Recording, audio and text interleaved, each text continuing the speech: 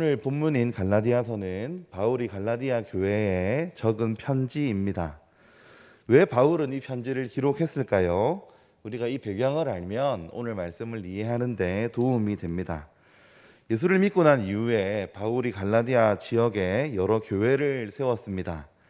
그러자 바울을 대적하는 거짓 선생들이 일어나서 바울이 전하는 복음을 강력하게 공격하기를 시작했습니다. 이 거짓 선생들은 오직 믿음으로 은혜로만 구원받는다고 하는 바울의 가르침을 부정하고 믿음 이상의 것, 즉 할례와 율법을 추가로 지켜야 한다고 주장했습니다. 이러한 거짓 선생들의 주장을 바로잡고 오직 복음으로만, 은혜로만, 믿음으로만 구원을 받는다는 것을 확인시키기 위해서 바울은 지금 이 편지를 썼습니다. 오늘 본문도 우리가 그 맥락에서 해석해야 합니다. 바울은 오직 믿음으로만 구원을 받는다는 사실을 강조하기 위해서 오늘 본문에서 아브라함의 예를 들고 있습니다. 우리 6절 말씀 한번 볼까요? 6절 보시면 아브라함이 하나님을 믿음에 그것을 그에게 의로 정하셨다 함과 같으니라. 아멘. 여러분, 우리는 아브라함을 믿음의 조상이라고 부릅니다. 왜 우리가 아브라함을 믿음의 조상이라고 부를까요? 창세기 15장 때문입니다. 창세기 15장에서 하나님이 아브라함에게 자녀에 관한 약속을 주셨습니다. 아브라함은 나이가 많아서 자녀를 생산할 수 없는 나이였고, 그리고 아직 자녀가 없었음에도 불구하고 아브라함은 그 비현실적인 하나님의 약속을 믿었습니다. 하나님의 약속대로 될 줄로 믿었습니다. 아브라함이 하나님을 믿었을 때 하나님께서는 아브라함을 보시고 의롭다 이렇게 말씀해 주셨습니다. 이 갈라디아서에서 거짓 선생들은 아브라함이 할례를 받았기 때문에 할례를 받아야 그래야 의롭게 된다고 주장합니다. 할례를 받는 내용은 창세기에서 17장에 등장합니다. 아브라함이 의롭게 된 것은 17장에 등장한 할례 때문이 아니라 그것보다 훨씬 전인 15장에서 이미 하나님을 믿음으로 의롭게 된 것이었습니다. 거짓 선생들은 율법을 지켜야 구원을 받는다고 가르쳤습니다. 그러나 율법은 아브라함이 믿음으로 의롭다함을 받은 후에 약 430년이 지나서 주어진 것이었습니다. 무엇이 먼저냐고 하는 것입니다. 믿음으로 의롭다함을 받은 것이 할례보다도 율법보다도 먼저였고 우선이었습니다. 그래서 바울은 7절 말씀에 그런즉 믿음으로 말미암은 자들은 아브라함의 자손인 줄 알지어다 이렇게 말씀하고 있습니다. 아브라함의 자손이 되는 조건은 율법을 지키고 할례를 받는 것에 있지 않습니다. 아브라함처럼 하나님을 믿는가, 하나님을 믿고 의지하는가가 아브라함의 자손임을 결정하는 핵심입니다. 성경은 이방인이든지 유대인이든지 누구든지 아브라함처럼 믿을 때 언약의 백성이 된다고 우리에게 가르치고 교훈합니다. 그러니 사랑하는 성도 여러분, 하나님을 믿는 우리 모든 성도들은 아브라함의 후손임을 믿으시기 바랍니다. 성경은 이방인이든지 유대인이든지 누구든지 아브라함처럼 믿으면 그것이 언약의 백성이라고 우리에게 가르치고 있습니다. 오직 믿음으로 언약의 자손이 되는 것입니다. 우리 8절 9절 말씀 한번 함께 읽어볼까요? 8절 9절입니다.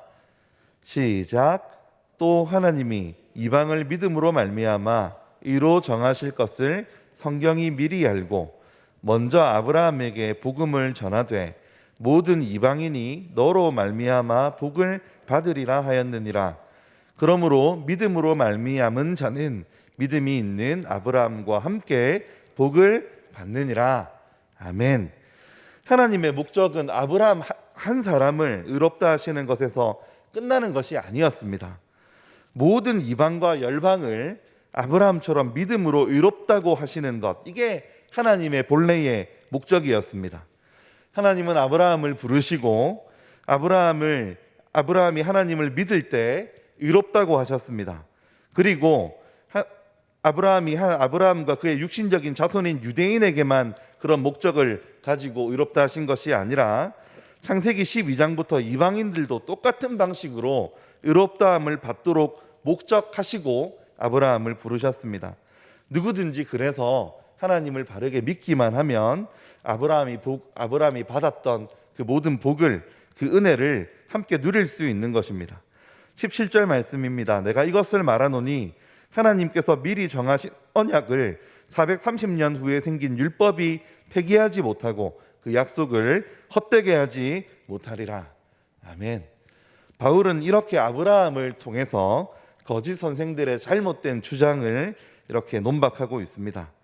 거짓 교사들의 잘못된 주장을 요약하면 율법을 받아야 하고 할례를 받아야만 구원을 받는다고 하는 것입니다. 믿음 외에 다른 것이 필요하다는 것입니다. 믿음 외에 다른 것을 더하는 것입니다. 그런데 여러분, 이런 거짓 교사들, 이런 거짓 선생들의 가르침이 실제 우리 삶 안에도 얼마나 많이 들어와 있는지 모릅니다. 물론 우리는 믿음으로 의롭다함을 받는다고 믿습니다. 물론 우리는 예수를 믿음으로만 구원을 받는다고 생각합니다. 우리의 이 믿음이 흔들리지는 않는 것 같아요. 교회가 하는 이 고백이 흔들리지는 않는 것 같습니다. 그런데 가만히 보면 구원은 믿음으로 받는데 복은 행위로 받는 것처럼 생각하는 경우들이 더러 있습니다. 천국을 가는 것이나 죄 용서함을 받는 것은 믿음으로, 은혜로 되는 것이지만 이 땅에서 복을 받는 것은 하나님께 무엇인가 인정을 받고 어떤 행동을 해야 복을 받는 것처럼 우리가 생각한다는 것입니다. 그러나 사랑하는 성도 여러분, 우리가 무엇을 해야 하나님 앞에 인정을 받겠습니까? 무슨 행동을 하고 무슨 덕을 쌓아야 하나님의 마음을 감동시키겠습니까? 행위를 갖추어야 하고 자격을 갖추어야 한다는 것은 거짓 선생들의 주장입니다. 어떤 행위나 어떤 자격을 갖추어서 하나님 앞에 복을 타낼 수 있는 그런 사람은 아무도 없습니다. 하나님께 예쁜 짓을 내서 복을 타내려고 하는 행위는 이방 종교의 방식입니다. 우리는 이미 예수 그리스도 안에서 완전하게 하나님의 합한 자로 여김을 받고 모든 복을 받았습니다.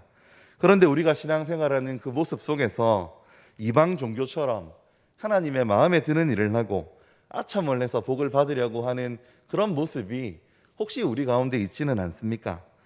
성도는 하나님이 우리에게 벌을 내리실까 봐 두려워서, 나에게 나쁜 일이 일어나고 내 자녀에게 나쁜 일이 일어날까 봐 헌금을 드리고 기도하는 그런 존재가 아닙니다. 그런 건 세상 종교 믿는 사람들이 하는 것이죠. 우리는 그리스도 안에 나타난 하나님의 은혜를 알고 하나님의 자비하심과 하나님의 사랑을 아는 자들입니다. 사랑하는 성도 여러분, 예수께서 이 땅에 오셔서 믿음으로 은혜로 의롭다 하시는 생명의 길을 우리에게 열어놓으셨습니다. 누구든지 그 진리를 믿으면 아브라함과 함께 복을 받습니다. 거짓 교사들의 방식을 10절은 이렇게 표현합니다. 무릇 율법의 행위에 속한 자들은 저주 아래에 있나니 기록된 바 누구든지 율법책에 기록된 대로 모든 일을 항상 행하지 아니하는 자는 저주 아래에 있는 자라 하였습니다. 하나님께서 은혜로 구원받는 이 일을 우리에게 만들어 놓으셨음에도 불구하고 거짓 교사들은 여전히 율법을 강조하고 행위를 강조합니다. 하나님 앞에 스스로 자격과 조건을 갖추어서 선한 행위를 해서 공로를 쌓아서 하나님 앞에 무엇인가 남다른 존재가 될 수 있다고 생각합니다. 그런 것으로 하나님을 만족시킬 수 있다고 생각합니다. 이 거짓 교사들은 여전히 율법 아래에 머물러 있는 자들입니다. 성경은 이러한 자들이 저주 아래에 있다, 이렇게 말씀하고 있습니다. 율법의 요구를 행함으로 하나님을 만족시킬 수 있다는 이 거짓 교사들의 가르침은 사람들을 저주와 심판과 형벌 아래에 있게 합니다. 이러한 자들은 누구도 지옥의 저주와 형벌을 피할 수가 없습니다. 10절 하반절 말씀 보시면 누구든지 율법책에 기록된 대로 모든 일을 항상 행하지 아니하는 자는 저주 아래에 있는 자라, 이렇게 말씀하고 있기 때문입니다. 율법은 우리에게 자격을 갖추라고 이야기하고 공로를 쌓아서 하나님과 바른 관계를 맺으라고 요구하고 우리에게 완전하라고 요구합니다.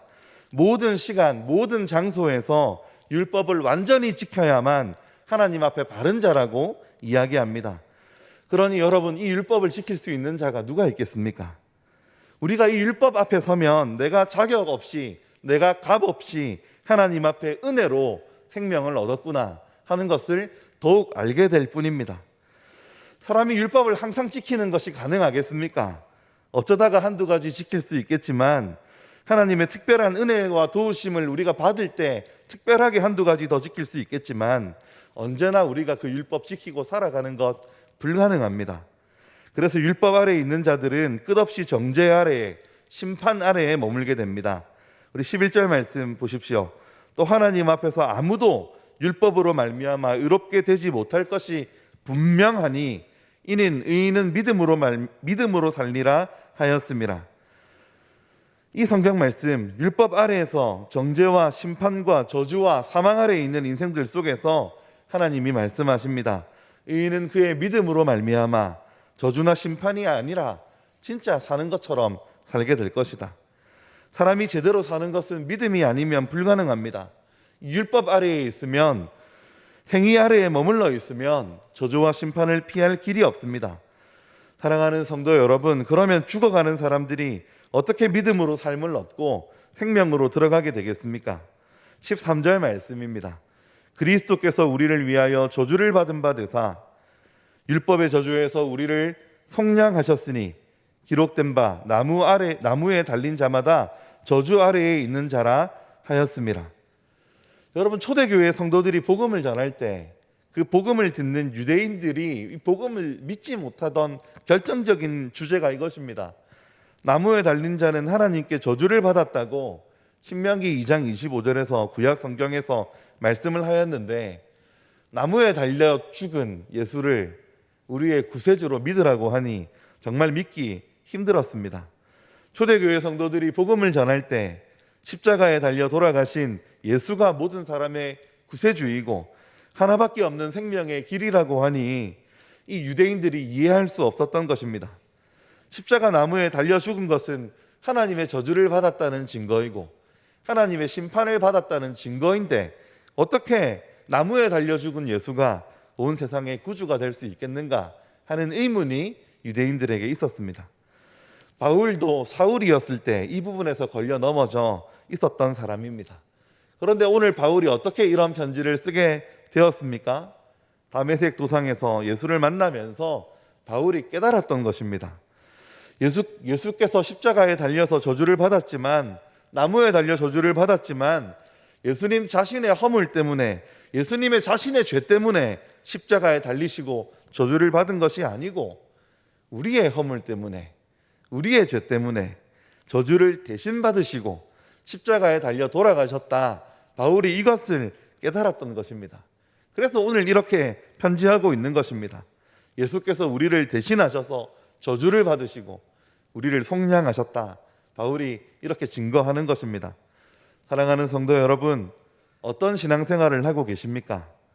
오직 믿음으로 신앙생활하면서 진리가 여러분을 자유케 하는 그 신앙생활을 하고 계십니까? 아니면 거짓 교사들의 가르침처럼 복음에 율법을 더하고 할례를 더하고 행위를 더하는 그런 무거운 신앙생활을 하고 계십니까?